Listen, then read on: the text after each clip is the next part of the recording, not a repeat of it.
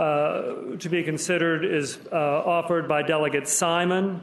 It is on page 17 and would be item 4-6.07, number 1H. It has been distributed. It is available online. It is before the body.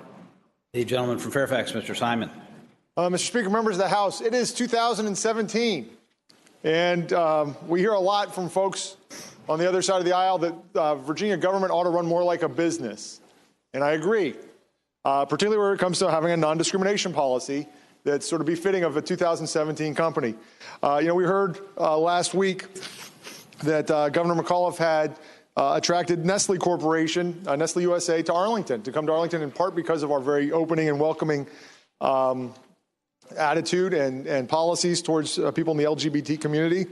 Nestle USA and Purina are very proud of their 90 out of 100 and 100 out of 100 score on the Corporate Equality Index, a national benchmarking survey that reports on corporate policies and practices regarding lesbian, gay, bisexual, and transgender workplace equality.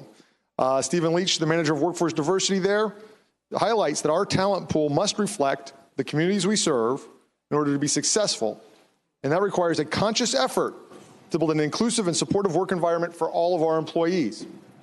Another big employer in Fairfax County, my home district, and I'm proud to be an Audi driver, Volkswagen of America, an equal opportunity employer.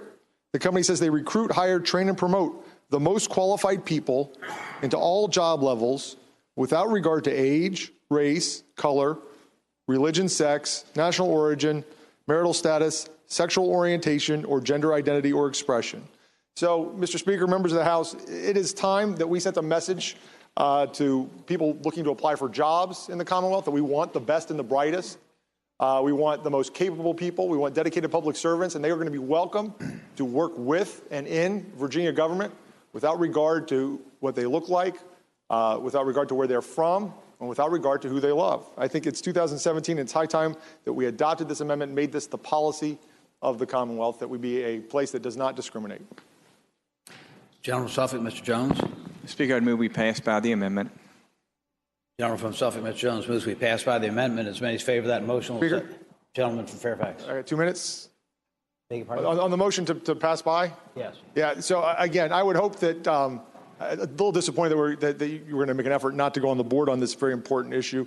I would encourage folks to vote no on the motion to pass by. I think this is an important signal that we send, and it's really important to our government workers that they understand they need not fear for their jobs and their employment based on what their sexual identity is. Mr. Speaker, speaking to the Gentleman from Suffolk, Mr. Jones. we got to say to the gentleman he had an opportunity to introduce a bill and he did not during the process, and I would ask that he pass by the amendment. Gentleman from Suffolk, Mr. Jones, moves that we pass by the amendment. As many as favor that motion will say aye. Aye. Those opposed, no. No. The motion is agreed to. Shall the motion be agreed to?